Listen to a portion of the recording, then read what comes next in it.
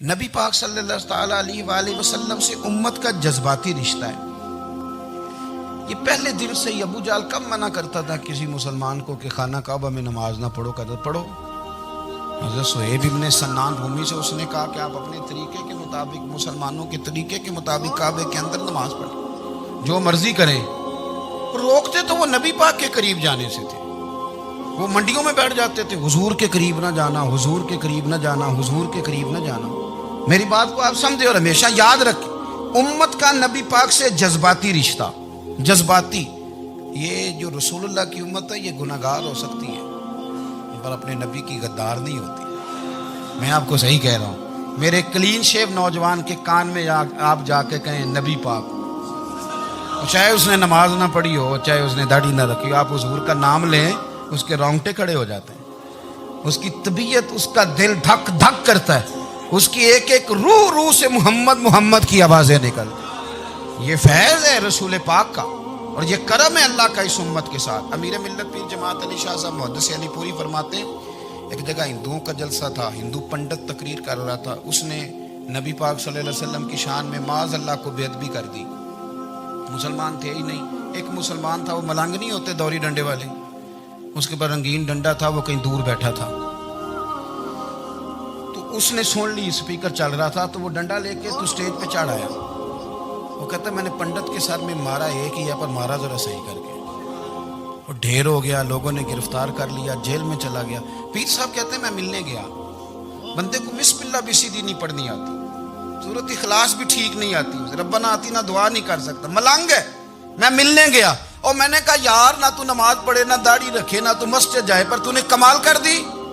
تو کہتے ہیں پیر صاحب چھم چھم رویا اور پنجابی میں کہنے لگا پیر صاحب میں گناہگار ہاں پر اپنے نبی دا غدار تے نہیں نا. یہ گناہگار اور غدار میں فرق ہوتا ہے. میں گناہگار ہوں پر یہ تو نہیں نا کسی کی ضرورت کہ میرے سامنے میرے نبی کے بارے میں بات کر جائے اور ساڈی اچھی تے سچی سرکار نو گل کر جائے. یہ بات آپ سمجھیں. دشمن احمد پہ شدت کیجئے، ملحدوں سے کیا مروت کیجئے، شرک ٹھہرے جس میں تعظیم رسول، اس برے مذہب پہ لعنت کیجئے. اور مثل فارض زلزلے ہوں نجد میں ذکر آیات ولادت کیجئے اور یا رسول اللہ کی کثرت کیجئے. نبی پاک کا پیار امت کے لیے سرمایہ حیات ہے. رسول پاک کے ساتھ امت کا والہانہ رشتہ ہے.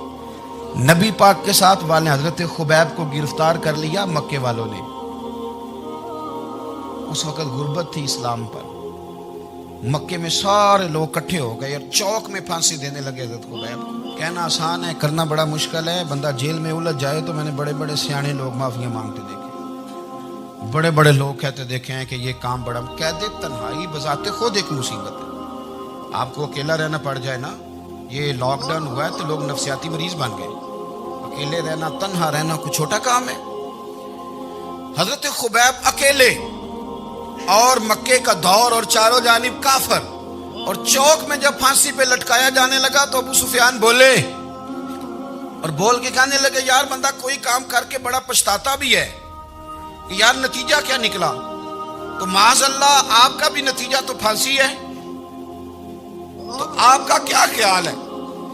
یہ آپ یقین کریں کہ لوگ صحیح صحیح ساتھ چلتے ہیں، تھوڑی سی دشواری اٹھانی پڑ جائے تو کہتے ہیں میں گاڑی ٹھیک تھا، پر انہی پتھروں پہ چل کے اگر آ سکوں تو میرے گھر کے راستے میں کوئی کہکشاں نہیں ہے. لوگ نا میٹھا میٹھا کھانا چاہتے ہیں، تھوڑا کڑوا آ جائے تو مصیبت بن جاتی ہے. کہتے ہیں سارے ہی فلانے سے پیار کریں گے تو میں کروں گا، سارے مخالفت بھی کریں گے تو ہم انشاءاللہ پیار ہی کریں گے. یہ کیا بات ہوئی کہ ہم زمانے کا رنگ دیکھ کے چلیں گے؟ اب بعض لوگ پچھتا رہے ہوتے. حضرت خبیب سے کہا، ابو سفیان نے ابھی کلمہ نہیں پڑھتے تھے، کہنے لگے تو اس وقت پھانسی پر لٹک رہا ہے اور تیرے نبی مدینے میں اور آرام میں اور ان کے صحابہ آرام میں، اہل بیت گھر میں. تیرے ذہن میں اگر اس وقت یہ بات ہو کہ اس وقت تیری جگہ پہ وہ ہوتے معاذ اللہ، تو پھر کیا ہوتا؟ مجمع غیروں کا، علاقہ غیروں کا. یہ ٹائم آیا تھا اب نعرہ رسالت لگانے کا. اب ٹائم آیا حضرت خبیب نے نعرہ رسالت لگانا ہے، پر لگانا کس طرح ہے کہ کافر یاد رکھیں. حضرت خبیب سے کہنے لگے اگر تیری جگہ حضور ہوتے تو پھر تیرا کیا خیال ہے معاذ اللہ؟ تو حضرت خبیب کہنے لگے تم ابھی بھی نہیں سمجھے. ٹھیک ہے میں مکے میں اکیلا ہوں, سارے لوگ مدینے میں ہیں, پر میں پچھتا نہیں رہا, میں تو فخر کر رہا ہوں. میں فخر کر رہا ہوں اس لیے کہ چوری کر کے جان نہیں دے رہا, مدینے والے کی عزت پہ جان دے رہا ہوں. میں فخر کر رہا ہوں. فرمایا سن, تو کہتا ہے تیری جگہ حضور ہوتے اور تم انہیں یہاں معاذ اللہ پھانسی پہ لٹکاتے. فرمایا سن, میں تو یہ بھی پسند نہیں کرتا کہ میں گھر میں بیٹھا ہوں اور میرے نبی کو ہلکا سا کانٹا بھی چبھ جائے. ہمارا اپنے نبی سے محبت کا رشتہ ہے, ایک کانٹا بھی حضور کے قدم مبارک میں چبھے ہمیں برداشت. مجمع ان کا تھا, نعرے لگ رہے تھے, ہم نے مسلمان پکڑ لیا, لیکن حضرت خبیب نے اکیلے, اللہ کرے آپ کو میری بات کی سمجھ آئے, اللہ کرے آپ کو سمجھ آئے, اکیلے جب پھانسی کے تختے کے قریب نعرہ لگایا نا کہ میں تو کانٹا بھی نہیں چبھنے دوں گا اپنے نبی کو, اب سارے ہار گئے.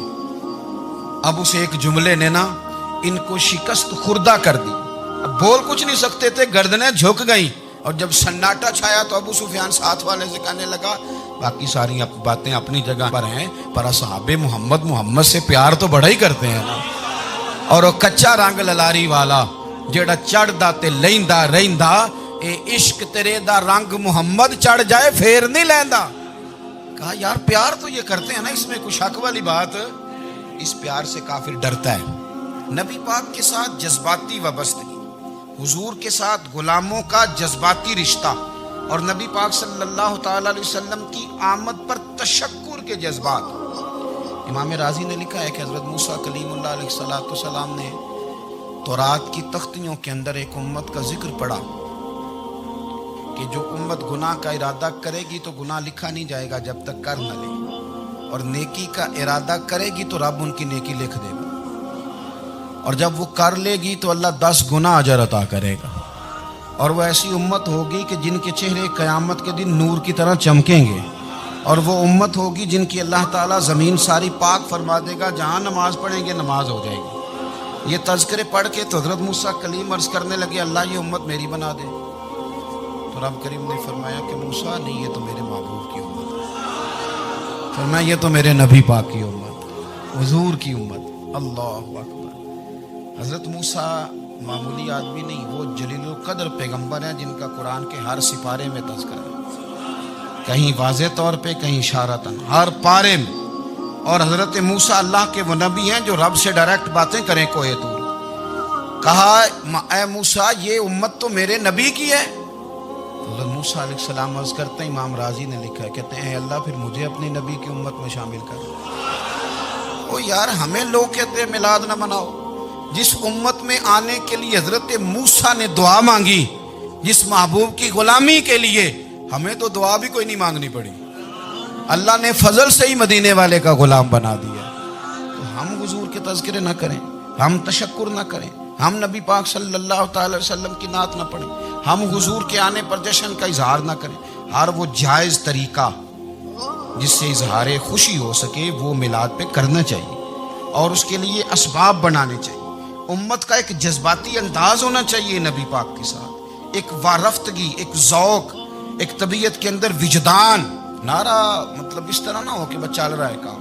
میں نہیں ہوں قائل, میں کہتا ہوں پہلے تو کوئی لگائے نا, اور پھر نعرہ جب لگتا تھا نا تو مسلمانوں کے یہاں نعرہ لگتا تھا تو بڑے بڑے لوگ کانپ جاتے تھے. صوفیاء نے لکھا ہے کہ حضرت عمر نے جب کلمہ پڑھا نا تو 39 بندے کلمہ پڑھتے تھے.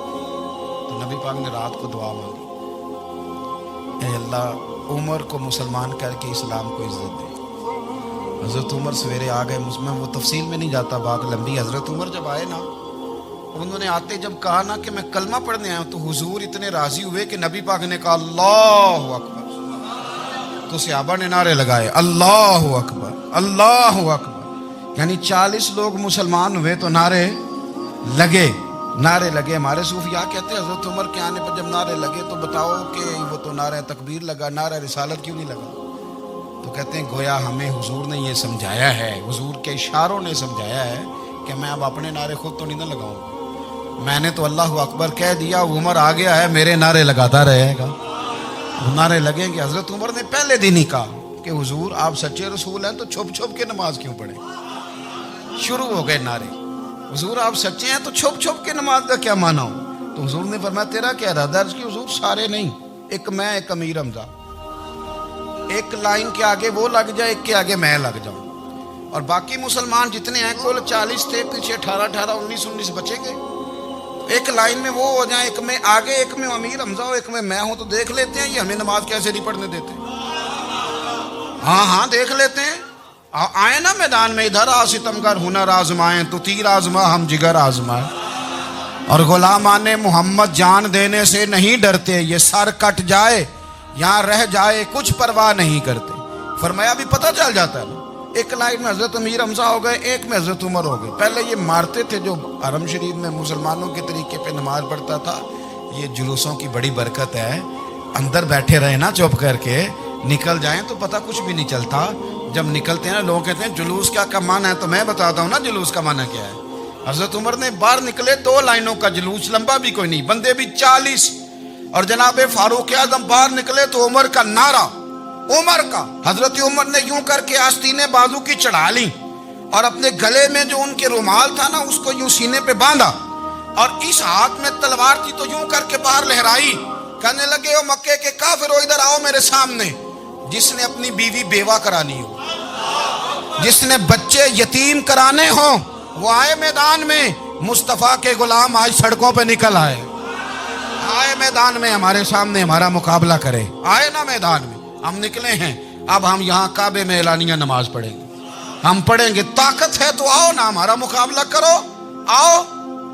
کفر بذات خود بہت بڑا جھوٹ ہے، اور جھوٹ کے پیر بس 2 بندے نکلے تلواریں لے کے آگے. تو پھر حضرت عمر نے اعلانیہ نماز پڑھوائی خانہ کعبہ. تو میرے بھائی رسول اللہ صلی اللہ علیہ وسلم کے غلام تو جب نعرہ لگاتے تھے تو ہو ہی کمال جاتا تھا. پھر بریلی کے امام بولے، کہنے لگے پیش حق مجدہ شفاعت کا سناتے جائیں. حضور قیامت کے دن آگے نا ہمارے آگے خوشخبری دیں گے، کہیں گے تم فکر نہ کرو، آ جاؤ میں تمہیں بخشواتا ہوں، میں تمہاری سفارش، آ جاؤ پیچھے. حضور نہ پیش حق مجدہ شفاعت کا سناتے جائیں گے. یقین کریں بریلی کے امام کو بھی بڑا ہی رنگ آتا ہے بیان کرنے کا. کہنے لگے آپ روتے جائیں گے. اللہ کو منانا ہے نا حضور نے. کہتے ہیں پیش حق مجدہ شفاعت کا سناتے جائیں گے، آپ روتے جائیں گے پر ہم کو ہنساتے جائیں گے. باغ جنت میں محمد مسکراتے جائیں گے، پھول رحمت کے گریں گے ہم اٹھاتے جائیں گے. اور حشر میں ہوگا ہمارا داخلہ اس شان سے، ہم یا رسول اللہ کا نعرہ لگاتے جائیں. ہم یا رسول اللہ کا نعرہ. امام راضی کہتے ہیں حضور نے ایک رکا پکڑا چھوٹا سا، ایک بندے کو لوگ دوزخ میں لے کے جا رہے ہیں. اچھا مجھے ایک بات بتاؤ، فیصلہ پہلے ہو گیا ہے، اللہ کے سامنے ہوا ہے، اور فیصلہ ہو گیا اور طے ہو گیا کہ دوزخ میں جانا ہے. وہ قریب پہنچ گئے دوزخ کے تو حضور نے دیکھ لیا. اور بتایا کس نے؟ حضرت آدم نے. حضرت آدم کہنے لگے حضور وہ آپ کے غلام کو دوزخ میں لے جا رہے ہیں. نبی پاک آگے گئے. کیا پڑھتے ہیں ہمارے بھائی؟ حضور نے مجھے ان سے چھڑا کے چھوڑ دیا. نبی پاک صلی اللہ علیہ وسلم آگے گئے، فرمایا ادھر آؤ، کہاں لے کے جا رہے ہو؟ اللہ کے سامنے فیصلہ ہوا نا، فرشتوں نے کیا ہے نا. فرشتے کو کسی سے بددیانتی تو نہیں نہ کرتے، فرشتوں نے جو کیا ٹھیک کیا ہے نا. کیوں لے کے جا رہے ہو؟ سونے گناہ زیادہ ہے، نیکیاں تھوڑی ہیں. فرمایا میرے سامنے تو کسی فرشتے نے نہیں کہا کہ سونے معاذ اللہ ہم کو بے ایمان ہے، ہماری کوئی سے زد چل ساڈا کو بننا سان جائے دے نال. بھائی میرا مطلب ہے صحیح تولہ ہے، فیصلہ ہے، فرمایا دوبارہ تولو. گویا رب بھی فرماتا ہے جیسے میرا محبوب کہتا ہے ویسے ہی کرو. کوئی نہیں دوبارہ تول لو، کوئی حرج نہیں، تولو نہ دوبارہ. فرشتے دوبارہ آئیں گے، انہوں نے دوبارہ تولا. ایک پلڑے میں نیکیاں، ایک پلڑے میں گناہ. اب وہ گناہ پھر زیادہ نکلے تو نبی پاک نے نا جیب سے اتنا سا روکا نکالا. روکے کا بھی کوئی وزن ہوتا ہے. وہ حضور نے نیکیوں کے پلڑے میں رکھ دیا، نیکیاں بڑھ گئیں. فرشتے بھی چپ کر گئے. چلو بھائی جنت میں. میری طرح کا تھا نا پتہ سارا ہے سردار نے کی دیا، پتہ تو تھا نا اسے من آنم کے من دانم. تو سیدھا حضور کے قدموں سے جا لگا، کہنے لگا سونیا میں تو ساری زندگی گناہ کرتا رہا، یہ کون سی نیکی ہے؟ تو حضور فرمانے لگے چپ کر، جنت کا دروازہ کھول گیا، تو جا جنت میں. حضور رکے میں کیا ہے؟ فرمایا تو نے ایک دن درود و سلام نہیں پڑھا تھا، میں نے تیرا سنبھال کے رکھا ہوا تیرا درود شریف، وہ نعرے رسالت بھی تو نے لگائے تھے، وہ تو کھل کے میرے تذکرے میں نے تیرا سنبھال لیا. دوزخ میں میں تو کیا میرا سایہ نہ جائے، کیونکہ رسول پاک سے دیکھا نہ جائے. میرے رسول پاک. اور میری بات سنو، میں بھی آپ کو کھانا نہیں کھلاتا، لنگر میرے سنگی کھلاتے ہیں. میرے دوست آپ کو کھانا پیش کرتے ہیں. ہر جگہ آپ جاتے ہیں تو وہاں کچھ لوگوں کی ڈیوٹی ہوتی ہے، لیکن ترمذی شریف سیاستہ کی حدیث ہے. حضرت انس نے پوچھا تو حضور قیامت میں کہاں ملیں گے؟ فرمایا حوض کوثر پہ. حضور وہاں انس پانی پلائیں گے کہ بلال پلائیں گے کہ سہیب پلائیں گے؟ فرمایا نہیں، امت پیاسی آئے گی تو میں اپنے دست مبارک سے پانی پلاؤں. حضور وہاں نہ ملے تو فرمایا پل صراط پہ آنا، امت گزرے گی تو میں رب سلم کی دعائیں کروں گا. تو اعلیٰ حضرت فرماتے ہیں جب حضور دعا کر رہے ہیں تو ڈرنے کی ضرورت کیا ہے؟ خدا کی رضا چاہتے ہیں دو عالم، خدا چاہتا ہے رضائے محمد. رضا اب پل سے وجد کرتے گزری کہ ہے رب سلم دعائے محمد صلی اللہ ہو. حضور وہاں ملاقات نہ ہوئی تو پھر اس حدیث کو بھی یہ حدیث مضبوط کر دے گی. حضور فرمانے لگے پھر میزان عمل پہ آ جانا، امت کے عمل تول رہے ہوں گے اور میں کامیابی کی دعائیں مانگ رہا ہوں گا. تو جس کے لیے حضور دعا مانگیں گے ناکام ہوگا، ناکام ہوگا.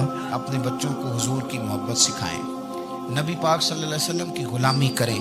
آپ کا رشتہ نبی پاک کے ساتھ مضبوط ہونا چاہیے، آپ کے تعلقات حضور کے ساتھ مضبوط ہونے چاہیے. اور آپ نے دائیں بائیں نہیں دیکھنا کہ پراپوگنڈا کیا ہے، لوگ کیا کہہ رہے ہیں. لوگوں کو دیکھ کے جو لوگ رستہ بناتے ہیں وہ پیچھے رہ جاتے ہیں. آپ نے یہ دیکھنا ہے کہ میرا حضور سے نسبت کا تعلق مضبوط ہے. کوئی کدھر جا رہا ہے اس سے ہمیں کوئی تعلق. اس وقت عالمی حالات کیا ہیں، قومی حالات کیا ہیں، معاشی حالات کیا ہیں، جرنلسٹ کیا کہہ رہے ہیں فلانے کے، ہمیں اس سے غرض نہیں ہے. ہمیں تو اتنا